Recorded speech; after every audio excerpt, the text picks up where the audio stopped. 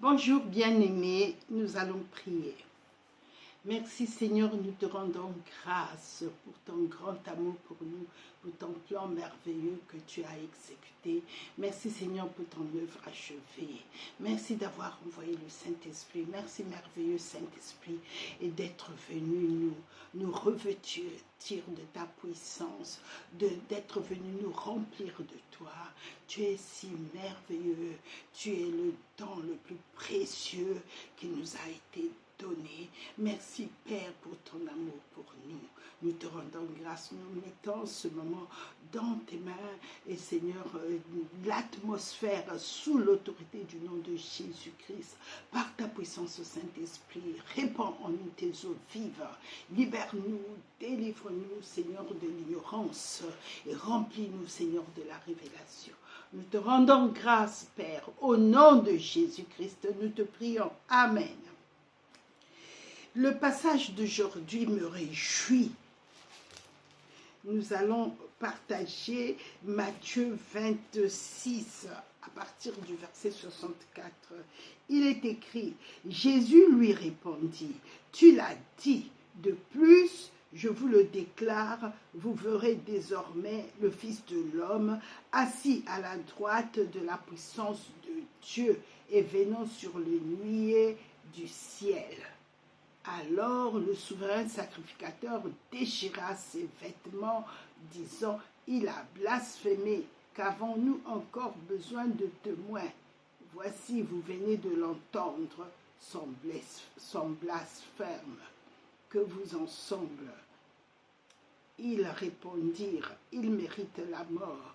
Là-dessus, ils lui crachèrent au visage et lui donnèrent des coups de poing et des soufflets, disant, Christ, prophétise, dis-nous qui t'a frappé. Merci Seigneur pour l'ouverture de l'esprit, pour les yeux de l'esprit, pour ceux qui m'entendent faire le partage et qui reçoivent à la même dimension de l'esprit et Seigneur, c'est toi qui nous fais passer à une autre dimension, toujours en toi, croissant, se développant et transformé à ton image, afin que nous puissions partager tout ce que tu nous donnes. Au nom de Jésus-Christ, Amen. Voilà.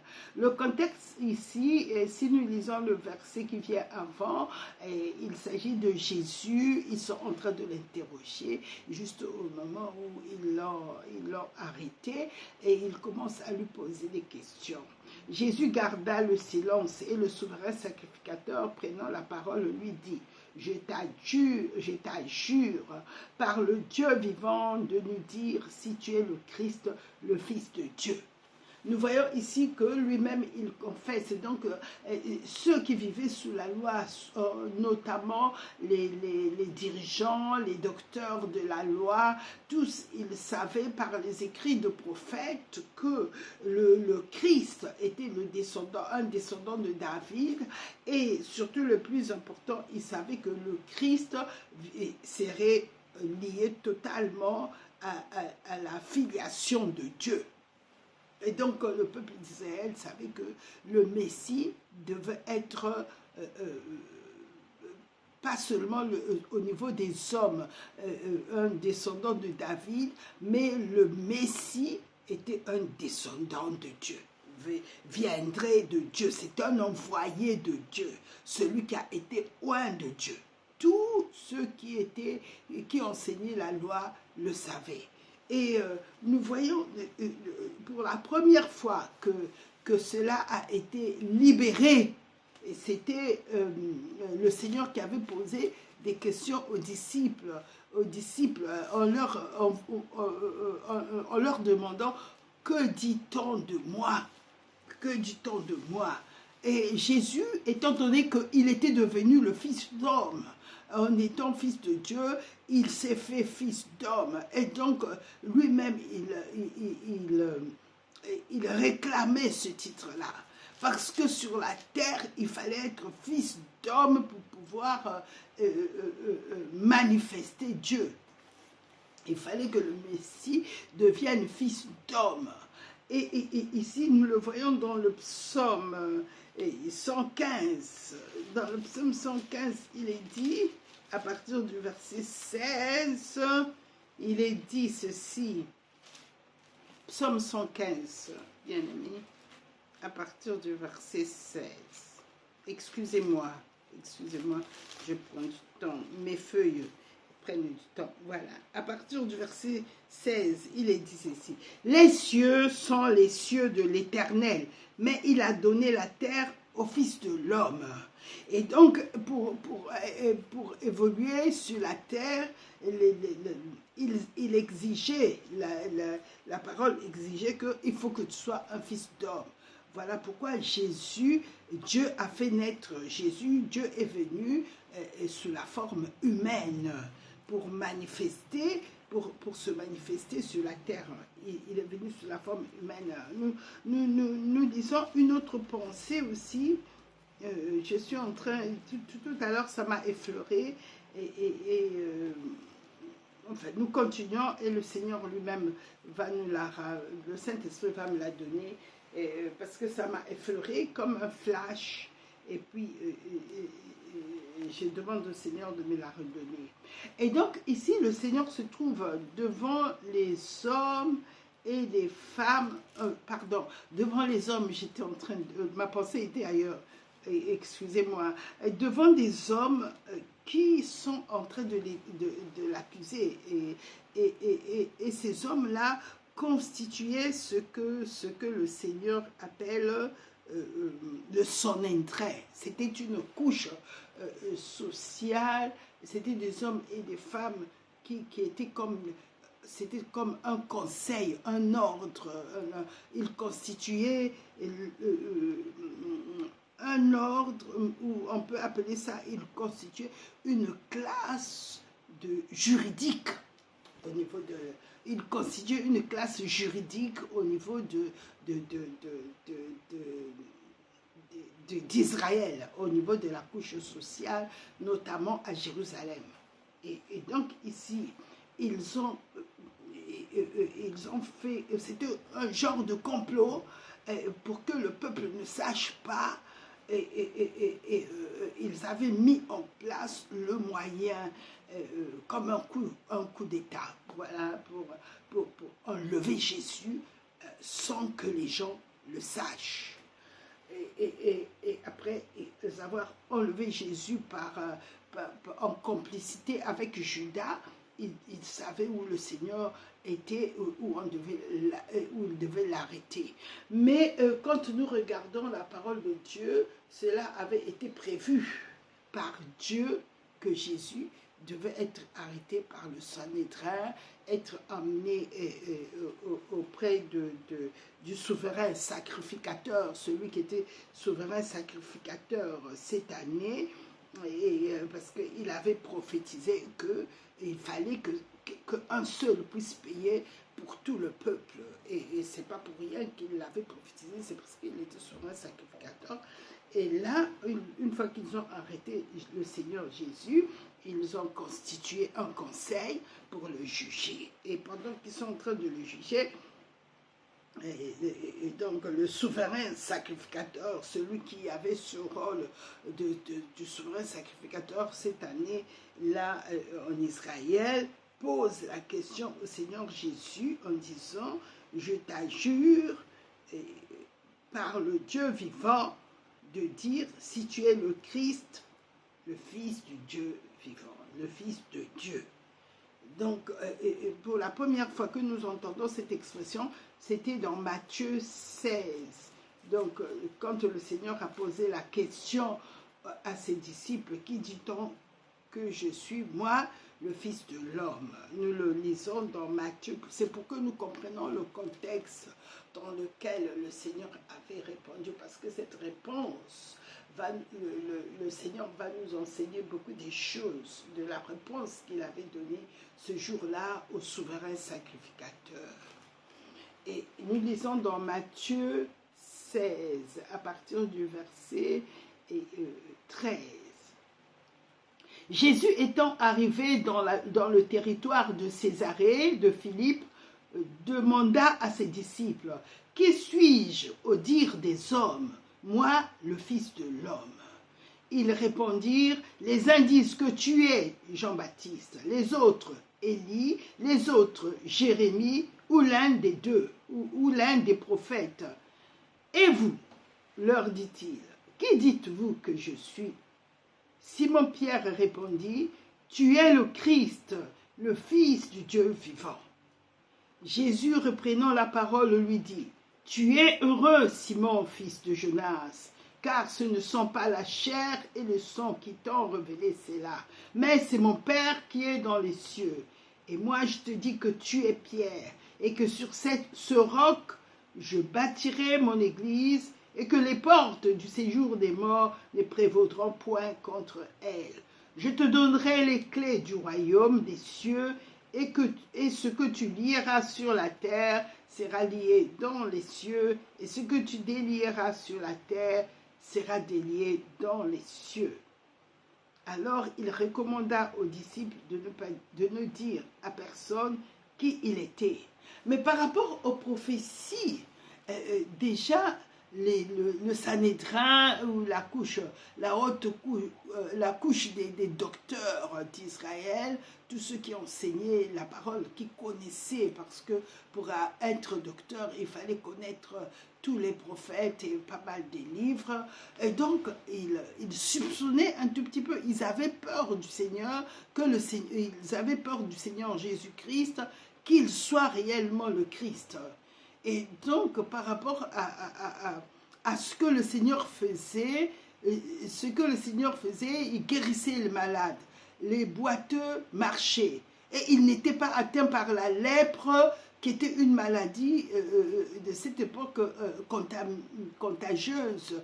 Par contre, lui, quand il touchait les lépreux étaient guéris. Souvenons-nous du lépreux qui est venu le voir dans Matthieu 8 et qui lui a dit, « Si tu le veux, tu peux me rendre pur. » Toute maladie était guérie.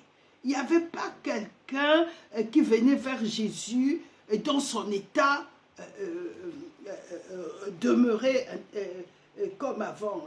Toutes les personnes qui s'approchaient du Seigneur Jésus-Christ, les morts étaient ressuscités, le lépreux était guéri, les paralytiques marchaient, les malades étaient guéris, les maladies, toutes sortes de maladies disparaissaient. Et donc, en lui, l'Esprit de Dieu était plus puissant que la maladie. En lui, l'Esprit de Dieu était plus puissant que l'infirmité. En lui, l'Esprit de Dieu qui vivait en lui était plus puissant que la lèpre. En lui, il n'y avait pas d'état spirituel auquel le Saint-Esprit ne guérissait pas. Il n'y avait pas d'impossibilité avec le Saint-Esprit. Et or, ce statut par rapport aux prophètes, ils avaient prophétisé que quand le Messie viendra, voilà les signes qui vont l'accompagner. Quand nous lisons Ésaïe 35, nous voyons que les douleurs et les gémissements s'enfuiront, et la joie et l'allégresse s'approcheront. Et tous les signes que les prophètes avaient annoncés s'accomplissaient devant leurs yeux par le Seigneur Jésus-Christ. D'où Nicodème va le trouver parce qu'il était convaincu, il était docteur en Israël, il était convaincu que c'est lui le Messie qui est arrivé. Et il va trouver le Seigneur, mais au lieu de lui poser la question directement, « Es-tu le Messie ?» Il dit que lui, il va le trouver de nuit pour que les autres, les docteurs ne sachent pas qu'il s'est détaché d'eux et que là, il avait la conviction. Non, c'est lui qu'on attend depuis des années. C'est lui le Messie qui devait venir. Il va trouver le Seigneur et il lui pose la question. Dans Jean 3, nous voyons cet entretien de Nicodème avec le Seigneur. Il dit, personne ne peut faire ce que tu fais si Dieu n'est avec lui. Et donc, il était convaincu. Mais le Seigneur lui dit, pour que tu comprennes ce que je suis en train de faire, il faut que tu aies une deuxième naissance, qui est la naissance spirituel. Si tes yeux de l'esprit ne s'ouvrent pas, tu ne peux pas voir le royaume de Dieu. Le royaume de Dieu se passe à une dimension de l'esprit. C'est le Saint-Esprit qui est en train de faire ces choses en moi. Et deuxièmement, il lui dit, si tu n'es pas d'eau et d'esprit, premièrement, et nous allons le lire. Donc, il y avait des conditions. Il lui faisait comprendre que tu es encore sous la loi. Et tu ne peux comprendre ce que je suis en train de faire que si tu reçois une deuxième naissance, et en restant homme comme tu es sous la loi, tu ne peux pas comprendre, tu ne peux pas voir et tu ne peux pas entrer dans cette dimension.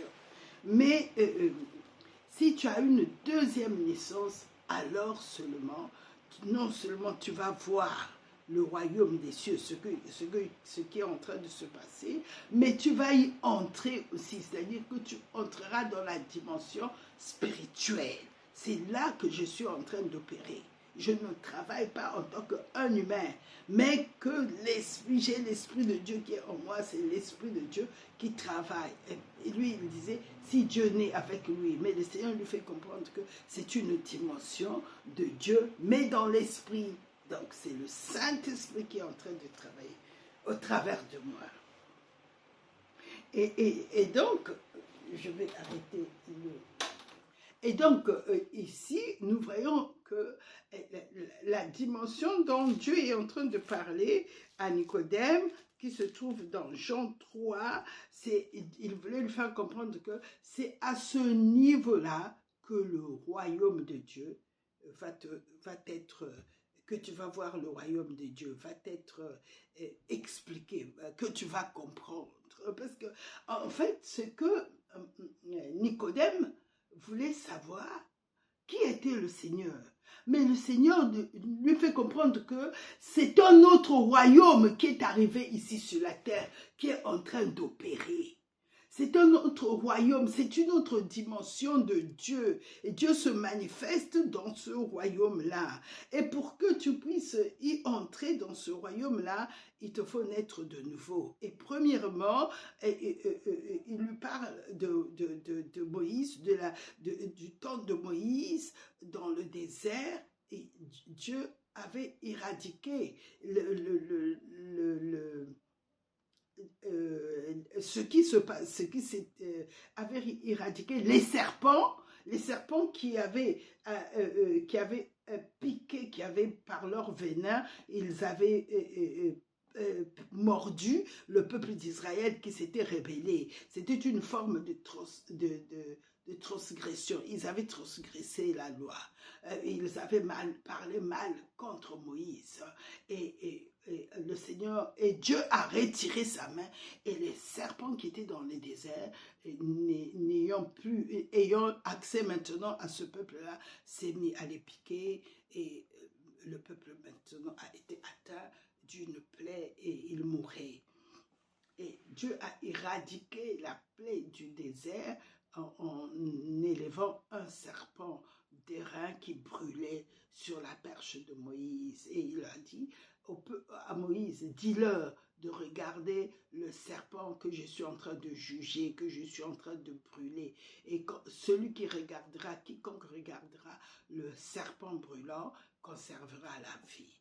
Et Jésus prend cette image, parce que ce n'était que l'image du Seigneur Jésus-Christ qui allait mourir à la croix sur la perche, sur le bois. Et il explique à Moïse que dans le temps présent, tous ceux qui sont malades, tous ceux qui sont atteints de la lèpre, tous ceux qui sont atteints de quel que soit le mot dans lequel, à laquelle ils sont atteints, quelle que soit la maladie, quelle que soit la paralysie, quel que soit le mot, quel que soit le nom de la maladie, quel que soit l'état de cette maladie, quelle que soit l'infirmité, quelles que soient les douleurs, même si c'est incurable, quiconque regardera au Fils de l'homme, quand il sera suspendu sur le bois, sera guéri. La solution est de regarder le Fils de l'homme. Pourquoi Jésus lui a dit ça à Nicodème? C'était pour faire le lien entre le serpent qui était devenu la somme de tous les serpents qui piquaient le peuple d'Israël. Dieu l'avait jugé sur la perche de Moïse. Dieu l'a suspendu en train de brûler, en train de subir le jugement. Ce seul serpent d'airain, qui était la somme de tous les serpents qui les ravageaient, qui les piquaient, eh ben, celui qui regardait le serpent qui était mort, il y avait un transfert spirituel, surnaturel qui se faisait, qui s'opérait. La mort de ce serpent devenait la mort du serpent qui les avait piqués. Et Jésus explique à Nicodème que ce que tu es en train de voir, les maladies sont guéries, les boiteux marchent, les paralytiques reprennent leur marche et sont guéris, les lépreux sont guéris. C'est parce que je porte déjà le corps du pécheur et je porterai leur péché à la croix. Et donc, quand je les touche, c'est comme si le Seigneur devenait péché et eux, ils recevaient la vie de Dieu. Donc, la vie leur est transmise en croyant que je suis le Fils de Dieu, je suis celui qui est venu porter leur péché. En croyant, quiconque va croire en moi, quand il viendra vers moi, eh ben, il sera libéré de ce que le Seigneur donc confirmait à Nicodème que c'était réellement lui le Messie, celui qui avait été qui allait être envoyé, que Dieu allait envoyer pour porter le péché d'Israël. Et Jésus, il a dit, quand il a guéri la femme, l'enfant de la syro-phénicienne, il avait dit à cette femme que je suis venu d'abord pour les enfants. Je ne peux pas prendre le pain des enfants et le jeter aux petits chats. Parce que ce n'était pas le temps pour les nations, c'était d'abord le temps pour le peuple d'Israël. Donc, Nicodème avait compris que c'était lui que Dieu avait choisi pour libérer le peuple d'Israël. Et que ce que le Sanhédrin craignait, en fait, il craignait que Jésus soit le Messie. Voilà. Et donc, ici, nous revenons dans le chapitre de Matthieu 26. Matthieu 26, ici, nous montre que quand ils posaient des questions au Seigneur Jésus dans leur cours de jugement qu'ils avaient constitué pour juger le Seigneur, pour leur cours juridique, eh bien, ici, dans ce passage de Matthieu 26, la Bible nous dit que le Seigneur ne répondait pas aux questions qu'il lui posait. Le Seigneur est resté silencieux. Il ne répondait pas. Mais ici, pourquoi le Seigneur a répondu? Regardons la question du souverain sacrificateur qu'il pose au Seigneur. Toutes les accusations qu'ils avaient falsifiées, le Seigneur n'a pas reçu de réponse du Seigneur. Le Seigneur n'a pas répondu. Quel que soit l'accusateur qui venait, le Seigneur n'a pas répondu. Pourquoi? Parce que dans Ésaïe, il était écrit que le Seigneur était notre agneau qui devait être immolé. Dans Ésaïe 53, il dit, il était devenu comme un agneau qui devait être immolé, donc il ne devait pas se justifier. À partir du verset 7, il a été maltraité et opprimé, il n'a point ouvert la bouche, semblable à un agneau qu'on amène à la boucherie, à une brebis muette devant ceux qui l'attendent, il n'a point ouvert la bouche. Donc le Seigneur, il était conforme aux Écritures, il n'a point ouvert la bouche. parmi ceux de sa génération, qui a cru qu'il était retranché de la terre des vivants et frappé pour les péchés de mon peuple. Donc, il l'accusait, il ne croyait pas que c'était lui le Messie, et il cherchait seulement un moyen de confirmer leur accusation. Le Seigneur, pour porter nos péchés, il n'a pas cherché à se justifier. Le Seigneur a fermé la bouche parce qu'il était l'agneau de Dieu qui devait être immolé pour nos péchés. Et donc ici, quand on lui pose la question, pourquoi le Seigneur a répondu? Parce qu'il a dit, je t'adjure par le Dieu vivant de nous dire, tu es le Christ, le Fils de Dieu, c'est-à-dire le Fils de Dieu vivant, et comme cette question était associée à ce qu'il était réellement, il a dit, il a répondu, Jésus lui répondit, tu l'as dit, de plus, je vous le déclare, vous verrez désormais le Fils de l'homme assis à la droite de la puissance de Dieu et venant sur les nuées du ciel. Merveilleux Seigneur, il est merveilleux. Quand je lisais cette réponse, j'ai vraiment béni le Seigneur à cause de ce que le Seigneur a mis dans mon cœur. Le Seigneur Jésus-Christ, il était le seul. Il était le seul à prendre l'homme, à amener l'homme à cette dimension. Premièrement, le Seigneur, il a fait tous ces miracles-là par l'Esprit de Dieu qui habitait en lui, mais l'Esprit, il était à l'état homme. C'est-à-dire, le Seigneur, il chassait les démons, il manifestait le royaume, mais à l'état homme. Il est venu habiller l'homme, c'est ce que Adam a été appelé à faire à l'époque. Quand il a chuté, Jésus est venu prendre la relève. Il a chassé les démons, il a guéri les malades, il a chassé les mauvais esprits qui ont amené les maladies et il a restauré l'état physique des gens. Il a libéré la femme qui était courbée dans l'église. Il l'a redressée parce qu'il était lié pendant 18 ans par les démons. Satan avait mis ses chaînes sur lui. Le Seigneur Jésus-Christ, en tant que Fils de l'homme sur la terre, a exécuté l'œuvre que Adam devait faire à l'époque s'il n'était pas tombé. Il est venu manifester le royaume de Dieu son Père dans l'humain, dans l'homme. Le Seigneur, tout ce qu'il a opéré, il l'a opéré en tant que Fils de l'homme. Bien sûr qu'il était le Fils de Dieu, mais en même temps qu'il était à 100% Fils de Dieu, à 100% il était revêtu de l'humain. Et il a pu opérer sur la terre. Il a pu travailler en tant que Fils de l'homme pour nous montrer que quand il va monter, eh bien, c'est à nous de prendre le relais parce que nous sommes devenus son corps. Il allait nous faire devenir son corps dans la nouvelle alliance.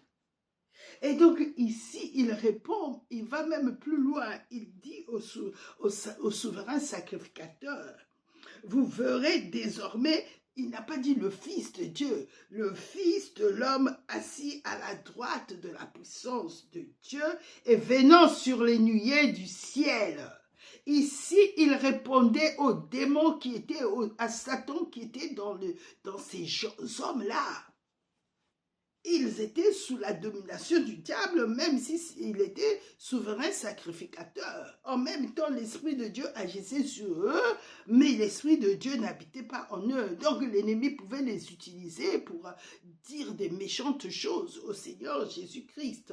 Et ici, nous voyons que le Seigneur était en train de faire comprendre au diable qui était là, que l'homme, tu l'as abaissé, mais tu vas le voir. L'homme que tu as abaissé reviendra au travers de moi, qui suis Fils de Dieu.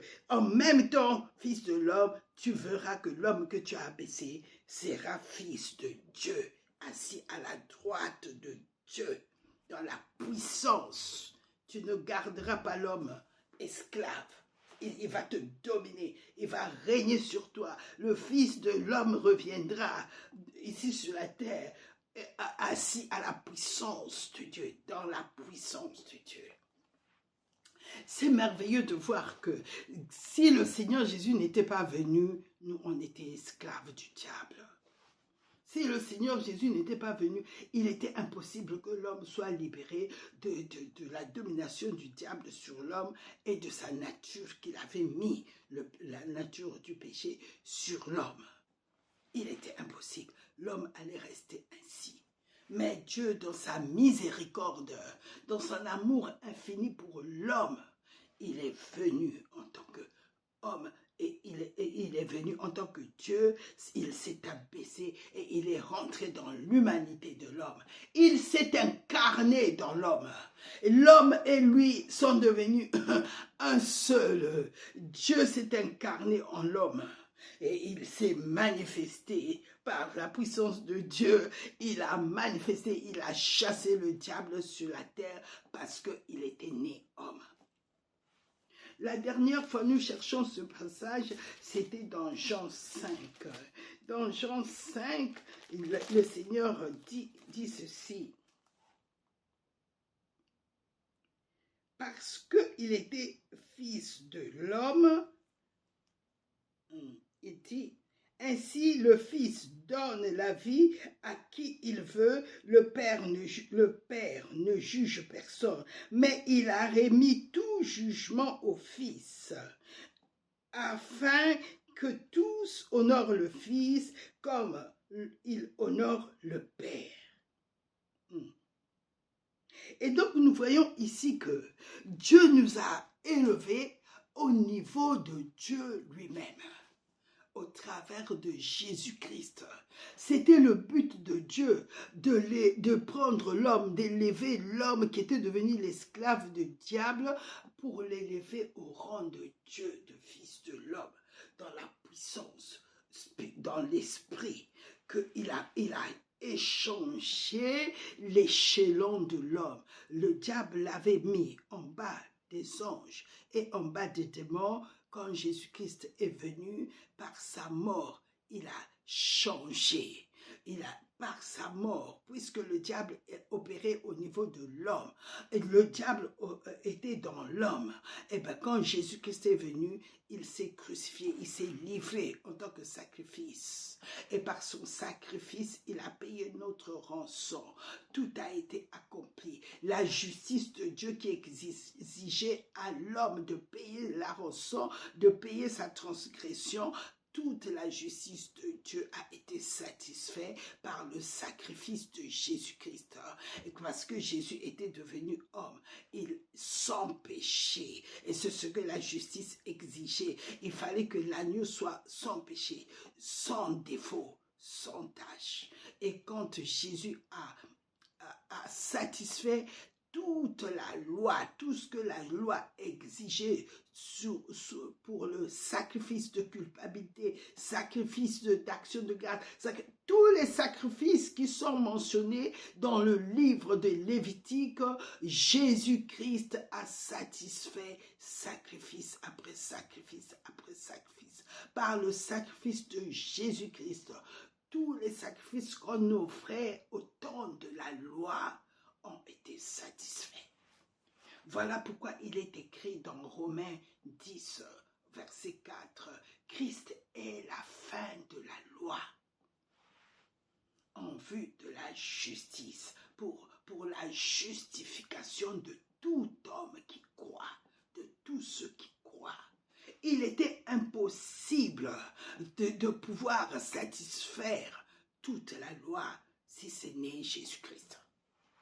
Et quand nous regardons toutes les exigences de la loi, eh bien, au travers de Jésus-Christ, son Fils, le Fils de Dieu, tout ce que la loi demandait, Jésus l'a accompli.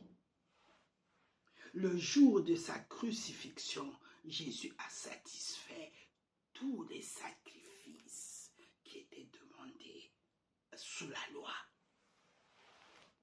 Et à partir de ce moment-là, comme la justice était accompli. Dieu a déchiré le voile qui le séparait de l'homme, parce que Jésus est mort en tant qu'homme. Il était notre représentant.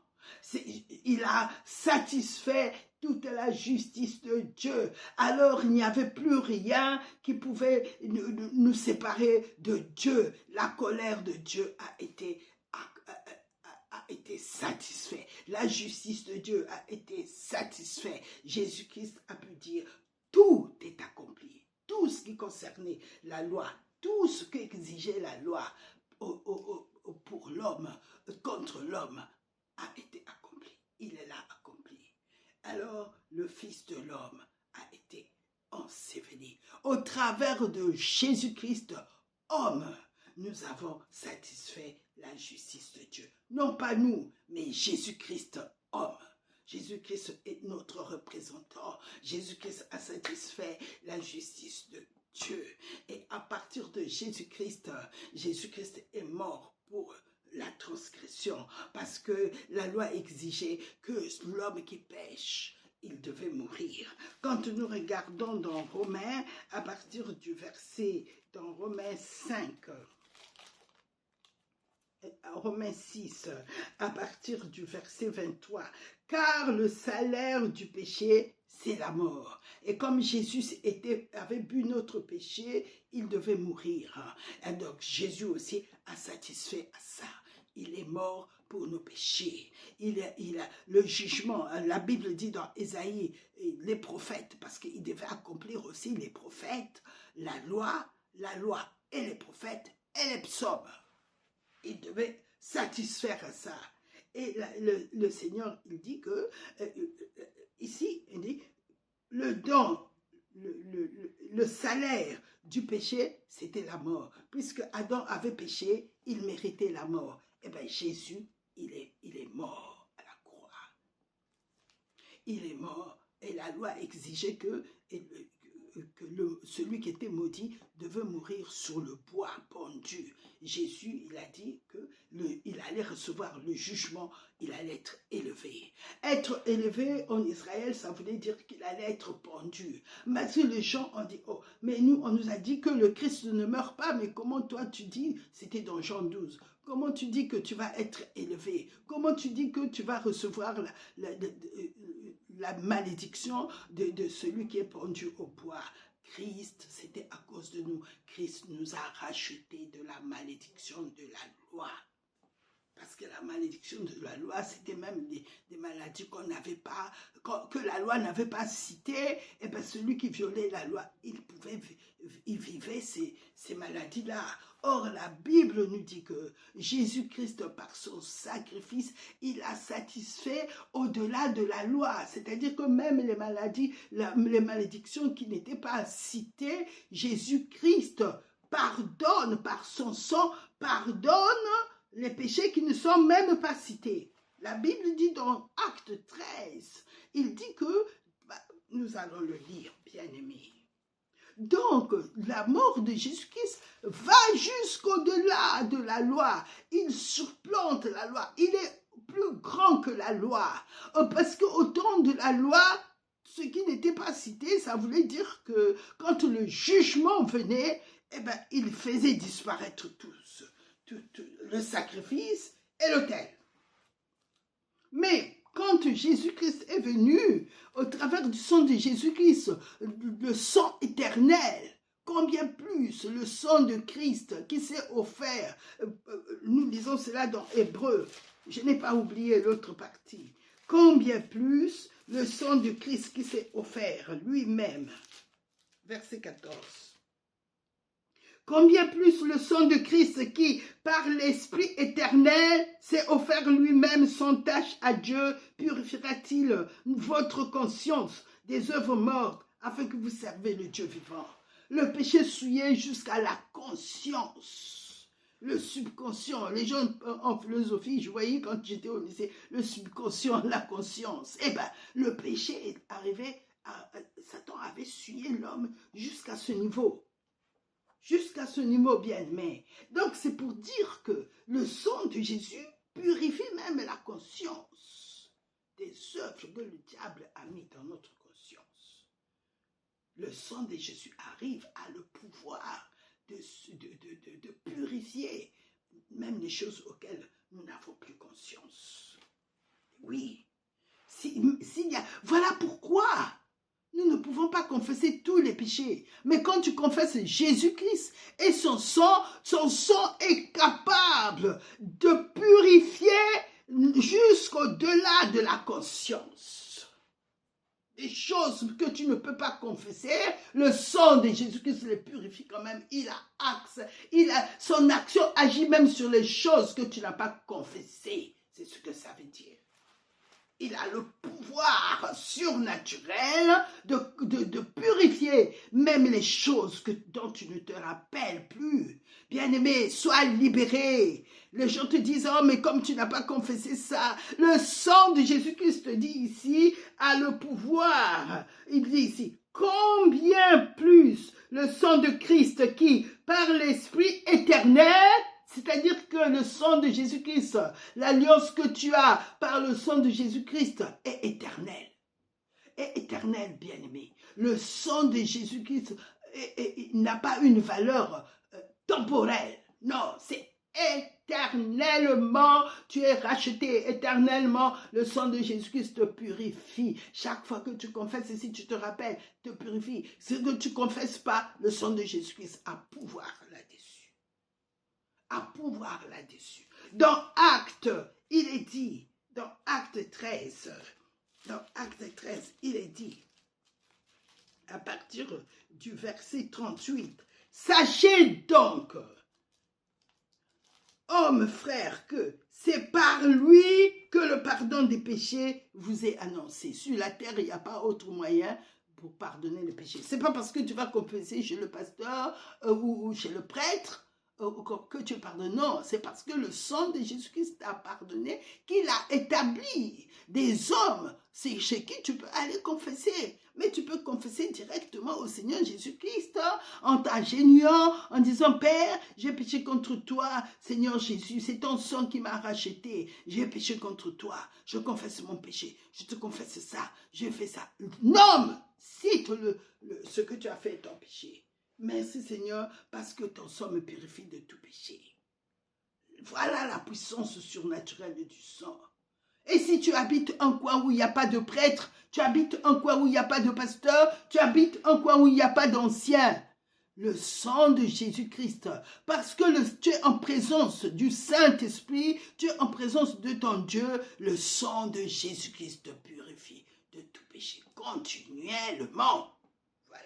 Ici, il est dit, sachez donc, hommes frères, que c'est par lui que le pardon des péchés vous est annoncé et que quiconque croit est justifié par lui de toutes les choses dont vous ne pouviez pas être justifiés par la loi de Moïse. C'est-à-dire que les péchés qui ne sont même pas nommés par la loi de Moïse. Or, ces péchés-là provoquaient aussi des maladies qui n'étaient pas nommées sous la loi, mais qui touchaient les gens. Quand vous allez lire le passage de la loi de Deutéronome 28, il y a des choses qui ne sont pas, des maladies qui ne sont pas citées. Eh bien, le sang de Jésus-Christ pardonne les maladies qui ont provoqué ces choses-là qui ne sont pas citées. Les choses qui ne sont pas citées dans la loi ici, la Bible nous dit que les gens, nous sommes pardonnés, nous sommes justifiés. Celui qui croit dans son cœur, tu crois que Jésus-Christ est mort pour moi, dans ton cœur, tu crois, tu es justifié. La justice ne vient pas de la confession, c'est le salut qui vient quand tu confesses, quand tu fais sortir ce que tu crois dans ton cœur. Tu es sauvé de ce péché. Mais la justice, Dieu déjà te compte la justice, il t'impute ça. Dans les assemblées où ils ne confessent pas, mais ils le croient. Jésus-Christ leur compte, Dieu leur compte cette justice-là. La justice de Jésus-Christ leur est transmise. Déjà dans ton cœur, quand tu crois, Dieu te déclare juste. Et quand tu confesses de ta bouche, Dieu te dit tu es sauvé de ce péché, tu es libéré de ce péché. Voilà pourquoi il ne faut pas seulement s'arrêter à la foi. Oh, je crois dans mon cœur. Non, confesse-le que Jésus-Christ est mon Seigneur et mon Sauveur. Tu es libéré totalement du diable. Tu es libéré totalement parce que l'écriture ne peut pas être anéantie. Il n'y a pas de puissance contre la vérité. L'écriture, ce qui a été écrit, que si tu confesses de ta bouche, tu es libéré, tu es sauvé, tu es sauvé. La parole est éternelle. C'est elle qui a créé toutes choses. Voilà pourquoi nous devons vivre selon la parole. Et donc, c'est ce que Nicodème avait besoin de croire dans son cœur, que Jésus était réellement le Messie, que les prophètes, la loi, les psaumes avaient annoncé. Celui que Moïse avait dit, Dieu vous suscitera un prophète parmi vous et que vous devez l'écouter. C'était déjà écrit dans la loi. Que celui qui ne l'écoutera pas serait exterminé. Ça, c'est Moïse qui avait déjà prophétisé ça. C'est très important que, bien aimés, nous demandons au Saint-Esprit de nous expliquer les paroles, afin que nous ne soyons pas emportés à tout vent de doctrine. Voilà pourquoi le Saint-Esprit est venu. Le Saint-Esprit est venu pour nous expliquer la parole que Dieu nous a donnée, l'héritage, la provision de Dieu. La provision de Dieu, l'héritage, la possession de notre héritage. Donc ici, nous voyons que les gens peuvent être pardonnés, même des péchés que la loi ne peut pas pardonner. Par Jésus-Christ, c'est pardonné. Voilà pourquoi Jésus, quand il touchait même le péché, il n'y avait pas de personne n'était sauvé de la lèpre. Hein. Mais quand Jésus touche le lépreux, la lèpre fuit. Pourquoi? La justice de Dieu. Parce qu'il était plus grand que le jugement, plus grand que la loi, plus grand que le sabbat. Celui qui avait même transgressé le sabbat, par Jésus-Christ, il est libéré. Il y a beaucoup de gens encore aujourd'hui, alors que Jésus-Christ, qui est le maître du sabbat, est déjà passé à la croix, enseveli, ressuscité. Il est maintenant notre justification, il nous a justifiés, mais les gens vivent encore des sabbats. Ils se mettent encore sous la loi. Non, le maître, Jésus-Christ est même maître du sabbat. Il te libère quand tu ne respectes pas le sabbat. Parce qu'aucun homme ne pouvait respecter la loi. Aucun homme ne pouvait, même le Sanhédrin eux-mêmes, même ceux qui étaient docteurs de la loi eux-mêmes, ils n'ont pas pu accomplir la loi. Un homme seul par qui tous les hommes ont accompli la loi, c'est Jésus-Christ, homme. Jésus-Christ, homme, il est notre salut. Jésus-Christ, homme, il est notre salut. Il a fallu qu'il devienne homme pour nous, et qu'il soit notre représentant, pour nous, qu'il soit celui qui a accompli la loi, et pour nous, qu'il soit celui qui a satisfait à la justice qui est pour Adam, pour toute la descendance d'Adam, pour tous les hommes, Jésus-Christ, homme seul, est le médiateur entre Dieu et nous. Il n'y a pas d'autre médiateur, bien-aimé. Au temps de la loi, Moïse ne pouvait pas satisfaire la médiation entre Dieu et les hommes. Il ne pouvait être représentant que des hommes, médiateur des hommes. Mais il ne pouvait pas l'être pour Dieu. Impossible. Un homme ne pouvait pas représenter Dieu. Il y avait séparation. Il y avait deux mondes séparés. Il y avait le monde, le côté de Dieu, et il y avait le côté des hommes. Et quand Dieu a établi la loi, il fallait que les deux mondes, les deux camps soient présents. Dieu était représenté par les anges et les hommes étaient représentés par Moïse. Et la Bible dit que la loi a été promulguée par les anges. Nous voyons cela dans Galates 3, nous voyons cela, on nous l'explique. Elle a été promulguée par les anges au moyen d'un médiateur. Le médiateur, c'était Moïse. Mais maintenant, nous sommes dans la nouvelle alliance. Dans la nouvelle alliance, il n'y a qu'un seul médiateur. Un seul médiateur. Nous voyons cela dans Hébreux. Jésus-Christ est le seul médiateur. Il est le Christ qui est venu d'en haut pour représenter Dieu. Et il s'est habillé, il s'est fait homme pour être notre médiateur. pour être notre médiateur. En même temps, il représente Dieu. En même temps, il représente les hommes. Dans la nouvelle alliance, il n'y a qu'un seul médiateur. Je vais essayer de trouver le passage par la grâce de Dieu. Et nous allons voir que Jésus-Christ a satisfait pleinement Dieu, pleinement homme. Alors, il n'avait pas besoin, nous n'avions plus besoin avec Jésus-Christ d'avoir un médiateur qui nous vient du ciel. En même temps, il nous a apporté Dieu le Père et en même temps à Dieu, il s'est présenté comme notre médiateur. Alors, nous voyons cela dans le livre de Timothée, je pense que c'est dans le livre de Timothée, 1 Timothée, à partir du chapitre 2. Car il y a un seul Dieu et aussi un seul médiateur entre Dieu et les hommes. Nous sommes ici dans la nouvelle alliance, dans le fondement est le sang de Jésus. Nous ne sommes pas dans l'alliance de la loi, nous sommes dans l'alliance du sang de Jésus-Christ. Et aussi un seul médiateur. Nous avons vu que dans Galates 3, il y avait deux médiateurs. Les anges qui représentaient Dieu et Moïse qui représentait les hommes. Ça, c'est sous la loi. Ici, nous sommes maintenant sous la nouvelle alliance. Entre Dieu et les hommes, Jésus-Christ homme, nous reprenons. Car il y a un seul Dieu et aussi un seul médiateur entre Dieu et les hommes. Jésus-Christ homme qui s'est donné lui-même en rançon pour tous. La rançon a été payée. Par qui? Par un homme qui s'appelait Jésus-Christ. Il s'est présenté lui-même comme sacrifice, mais en même temps comme souverain sacrificateur, apportant son propre sang. Il a été frappé afin que son sang coule sur le propitiatoire. Et la Bible dit, il est victime, lui-même victime propitiatoire, celui qui devait couvrir l'endroit, le trône de Dieu.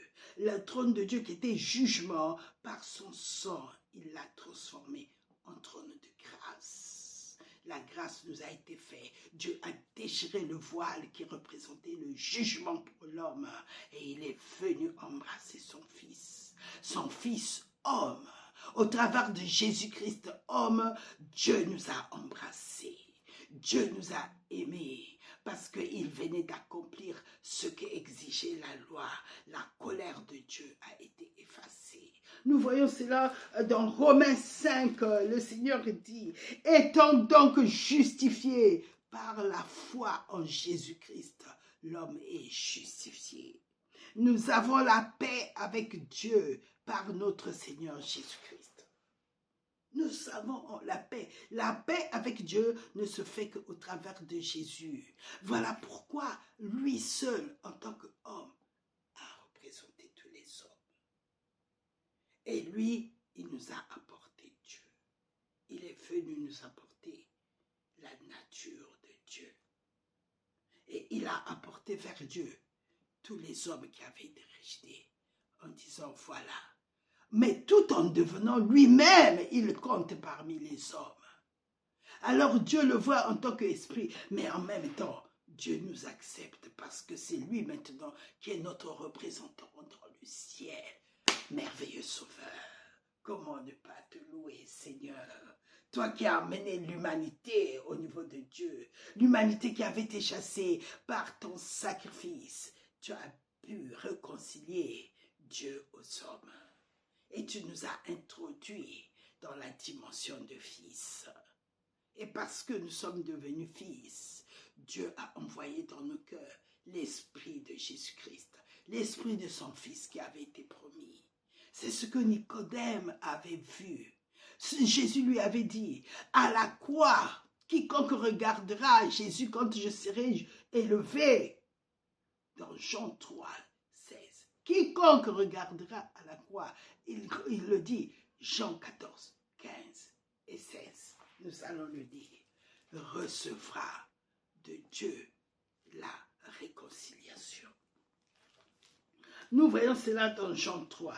Et Nicodème avait compris. Et Nicodème a été fidèle jusqu'à ce qu'il s'allie avec Joseph d'Arimathée pour aller descendre le corps de Christ. Il avait compris de quoi le Seigneur lui avait parlé et il a cru en lui.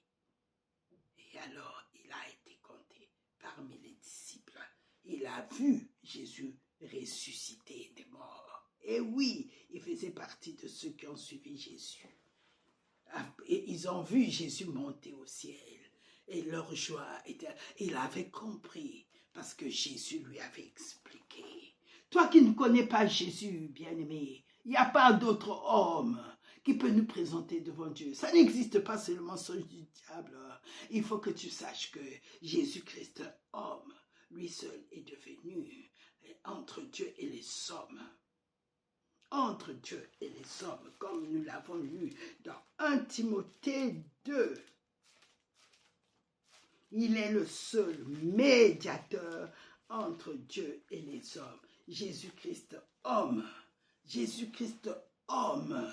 Il s'est fait homme. Jésus-Christ est notre salut. En tant qu'humain, il a pu nous représenter. Et aujourd'hui encore dans les cieux, je peux m'approcher du trône. Il a transformé le trône de Dieu en trône de grâce. Parce que Jésus-Christ, le juste, qui me représente, est assis à la droite du Père. Alors je peux venir devant le trône avec assurance, en sachant que je vais être exaucé, je vais être secouru. Parce qu'il y a un homme dans les cieux aujourd'hui. Jésus-Christ, le Fils de Dieu, s'est fait homme. Il a renoncé à sa divinité, il s'est habillé l'humanité. Mais dans cette humanité, c'est au travers de lui que Dieu nous a ramenés au rang de Dieu. Éphésiens 2, verset 6 dit, il est écrit, il nous a ressuscités ensemble et nous a fait asseoir ensemble dans les lieux célestes en Jésus-Christ. Jésus-Christ n'est pas que seulement homme, il est en même temps le Fils de Dieu. Il nous a introduits dans la dimension du Fils de Dieu. S'il n'était pas devenu homme, l'homme n'allait pas redevenir Fils de Dieu. Mais c'est parce que il était né de l'Esprit, il a accepté le corps que son Père lui a donné afin qu'il puisse crucifier notre corps de chair. Et tous ceux qui sont en Jésus-Christ ont crucifié la chair avec ses passions et ses désirs et ont revêtu Christ.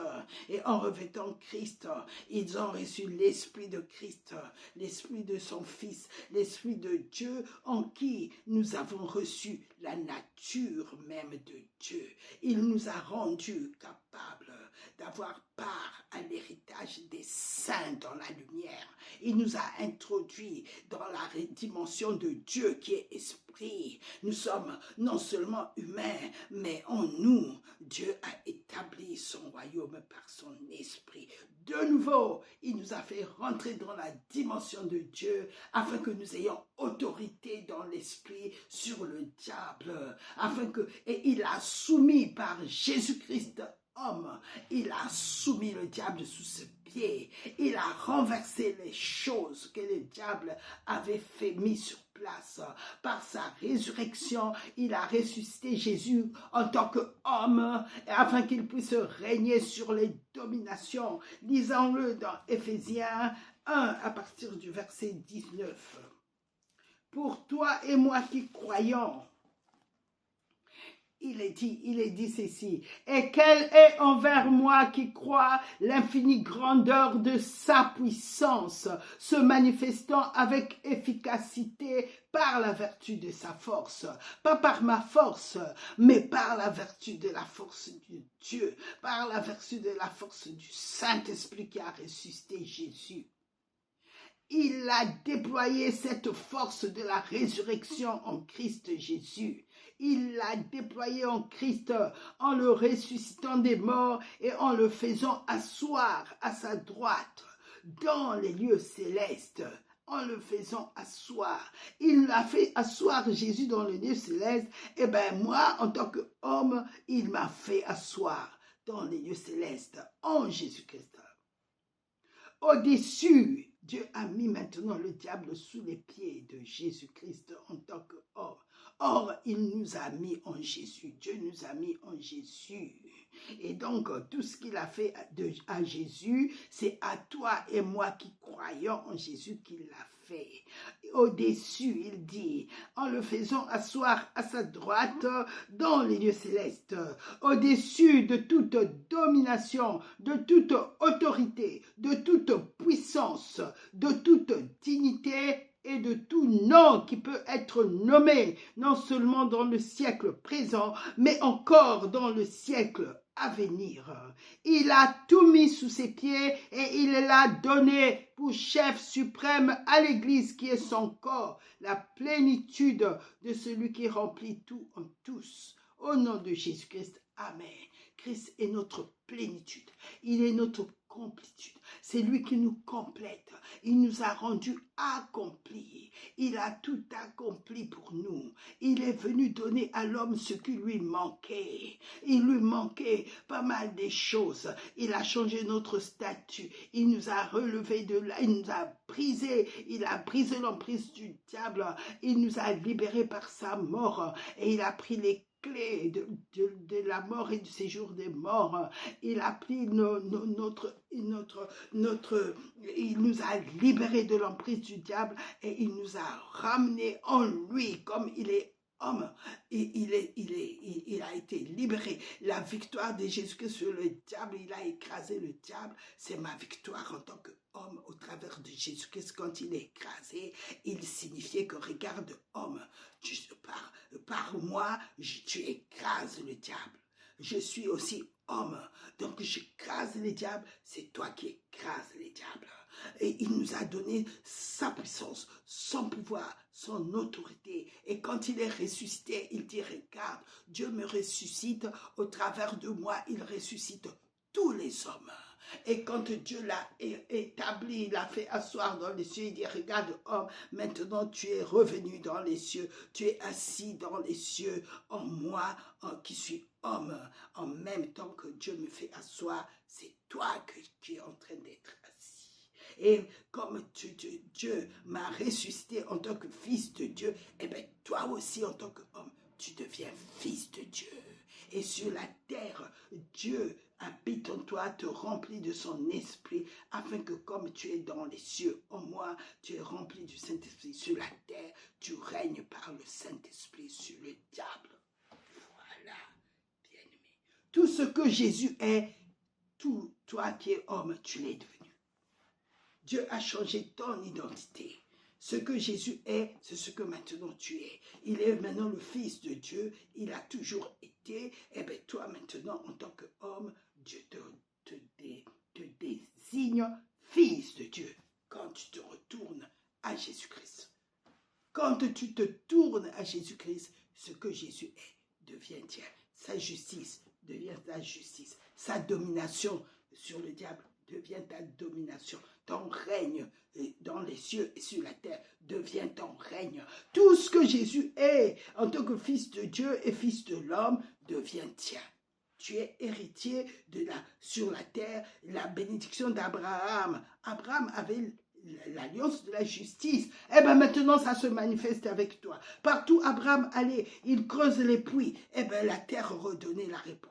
Il était riche en brebis, il était riche en animaux, il était en serviteur. Eh bien cette richesse-là, cette bénédiction-là, par l'Esprit de Dieu, va se manifester sur toi qui crois en Jésus-Christ.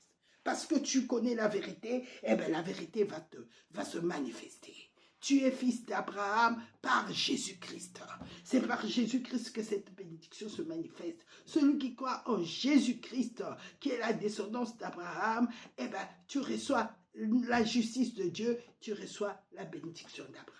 Tu reçois le pardon de tes péchés. Tu reçois la guérison. Parce que par ces meurtrissures, tu as été guéri. la guérison commence à se manifester spirituellement parce que tu as accepté le meurtrissure de Jésus, qu'il était blessé pour tes péchés, brisé pour tes iniquités. Eh bien, ça commence à se manifester parce que tu crois que Jésus a payé par ses blessures, par ses meurtrissures. Et parce que tu crois que Jésus à la croix avait été nu. On lui a enlevé tous les habits afin que toi, tu ne sois pas pauvre. Jésus était à la croix, il était devenu notre malédiction. Et quand il était pendu, on lui a enlevé les habits pour que cette malédiction est tombée sur lui. Et Dieu a fait l'échange.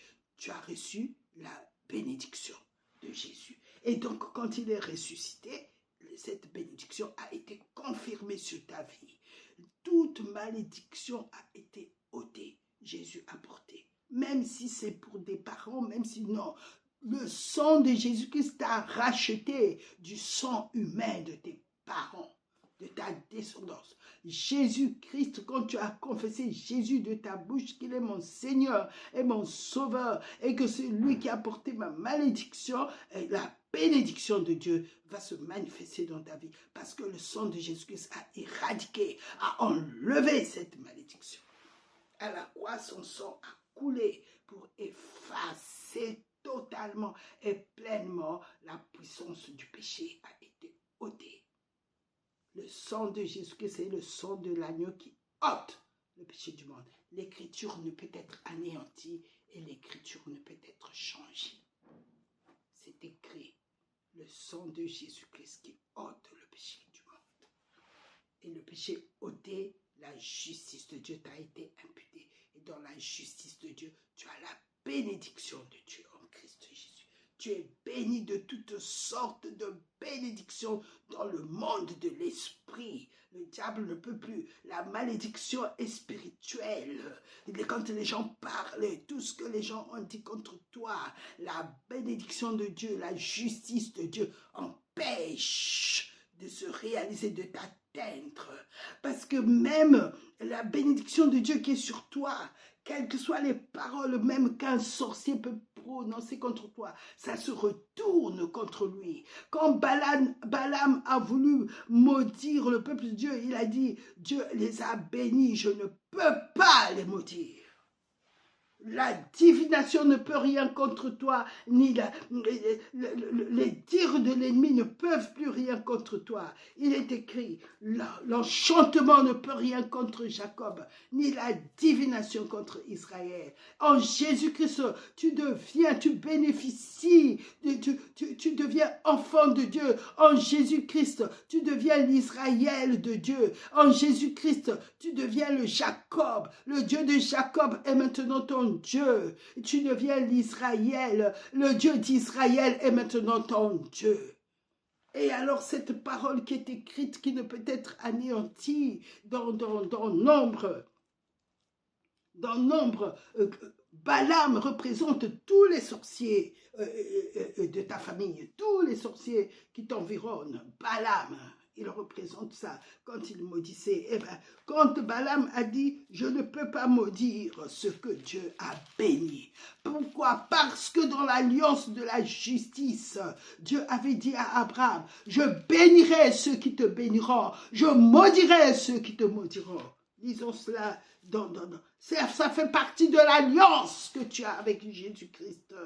Dans le livre de la Genèse 12, Dieu a dit, à partir du verset 3, je bénirai ceux qui te béniront et je maudirai ceux qui te maudiront. Et toutes les familles de la terre seront bénies en toi. Eh bien, en Jésus-Christ, en Galates, il est écrit, Galates 3:13. Christ nous a rachetés de la malédiction de la loi, étant devenu malédiction pour nous, car il est écrit, maudit est quiconque est pendu au bois, afin que la bénédiction d'Abraham ait pour les païens son accomplissement en Jésus-Christ, et que nous recevions par la foi l'Esprit qui avait été promis, afin que la bénédiction d'Abraham, afin que je bénirai ceux qui te béniront, je maudirai ceux qui te maudiront, et pour moi, et pour les non-juifs, son accomplissement en Jésus-Christ, afin que cette bénédiction d'Abraham est pour toi et moi, son accomplissement en Jésus-Christ, et pour Agathe, son accomplissement en Jésus-Christ, et que je reçois par la foi l'Esprit qui avait été promis. J'ai reçu le Saint-Esprit par la foi, que je reçois Dieu en moi par la foi. Oh, toutes les bénédictions se trouvent avec le Saint-Esprit, l'Esprit de la promesse. Et par la foi, j'ai reçu cet Esprit de la promesse. Et alors, toutes les bénédictions qui sont spirituelles, qui sont dans Éphésiens 1, à partir du verset 3, il est écrit, « Béni soit le Dieu et Père de notre Seigneur Jésus-Christ, qui nous a bénis de toutes sortes, qui nous a bénis de toute bénédiction spirituelle dans les lieux célestes en Christ. » C'est en Christ que l'homme est béni. C'est en Christ que la bénédiction d'Abraham est transférée. Alors reçois le transfert. Ne crains plus tout le mensonge que l'ennemi t'a mis, que la malédiction dans les ciels, il n'y a pas de malédiction, il n'y a pas de châtiment, il n'y a pas de jugement. Le châtiment qui nous donne la paix est tombé sur Jésus-Christ. Ésaïe 53. Et ici, il est dit que afin que la bénédiction d'Abraham te soit transférée et s'accomplisse dans ta vie et pour toi, son accomplissement. Tu es béni par cette parole et la parole de Dieu maintenant est en toi et sur toi ne s'attache à toi à cause du sang de Jésus. Le sang de Jésus est la justice de Dieu en Christ pour nous. Le sang de Jésus est justice de Dieu. Jésus a tout accompli en tant qu'homme. Il est notre homme qui nous a libérés de l'état de l'ennemi. Et en tant qu'homme, il règne sur le diable. Nous avons vu que dans Éphésiens, Dieu a tout mis sous ses pieds. Eh bien, tu sais quoi? Aujourd'hui, où tu es en train d'entendre ça, si comme tu es en Jésus-Christ, Jésus-Christ a écrasé le diable et tous ceux qui le représentent dans ta vie, eh bien, maintenant, Dieu te dit dans Romains 16, le Dieu de paix écrasera Satan sous tes pieds. Ce n'est plus seulement sous les pieds de Jésus, le Saint-Esprit vient le manifester dans tes yeux, sous tes pieds. Tu vas voir autour de toi tes ennemis tomber. Tous ceux qui t'accusaient à cause de cette parole, tu connais la vérité te rend libre. Tu connais la justice de Dieu, le sang de Jésus-Christ agira pour toi à tous les niveaux, dans tous les domaines de ta vie. Le sang de Jésus-Christ t'affranchit. La loi de l'esprit de vie en Jésus-Christ t'affranchit de la loi du péché et de la mort. Dans la loi, quand tu ne connaissais pas Jésus, c'était la loi du péché et de la mort qui agissait contre toi. Aujourd'hui, je t'annonce par ma bouche, le Saint-Esprit t'annonce une nouvelle loi parce que tu as Jésus-Christ. Une nouvelle loi agit pour toi maintenant dans ta vie. Ça s'appelle la loi de l'esprit de vie en Jésus-Christ.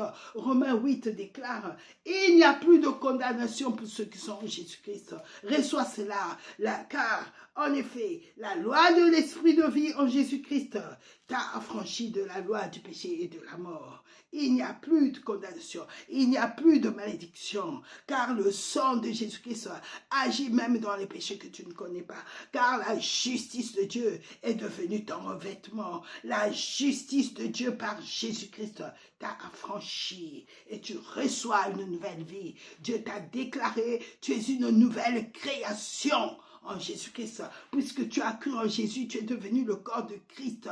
Le corps de Christ, ça veut dire que Jésus-Christ, Dieu t'a fait une nouvelle création. Dieu t'a recréé. Tu es sur un autre fondement, Jésus-Christ. Le sang de Jésus-Christ est ton alliance éternelle entre Dieu et toi. Et dans ce fondement, tu es béni en Christ. Tu es le corps de Christ. Tu es béni. Et les péchés même que la loi ne pouvait pas pardonner te sont pardonnés. Tu es affranchi par le sang de Jésus-Christ. Voilà. Sois béni, sois encouragé et accepte ta nouvelle création parce que tu es né de l'esprit, tu as la même nature, Dieu t'a enfanté en Jésus-Christ. Jésus-Christ n'est pas seulement homme, dans les cieux, il est l'esprit de Dieu, Dieu le Père. La parole de Dieu, qui est Jésus-Christ qui était devenu chair et qui est maintenant assis à la droite de Dieu, à la droite de la puissance de Dieu, et le Saint-Esprit sont un. Alors, reçois ta délivrance de l'emprise de l'ennemi, du mensonge de l'ennemi. Vis par l'Esprit de Dieu. L'Esprit de Dieu est en toi. Je vais prier pour toi.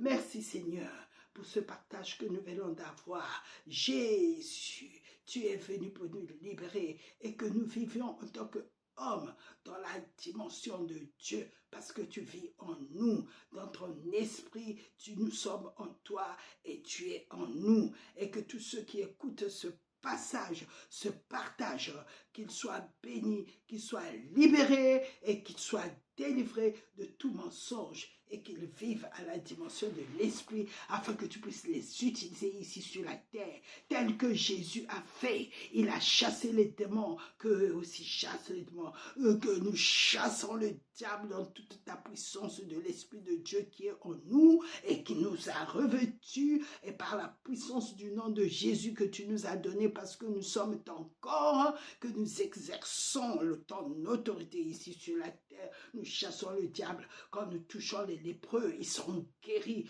parce que ton esprit qui vit en nous libère ta puissance, libère ton onction, libère ton identité. Seigneur, merci parce que quand nous touchons les malades, c'est la maladie qui fuit.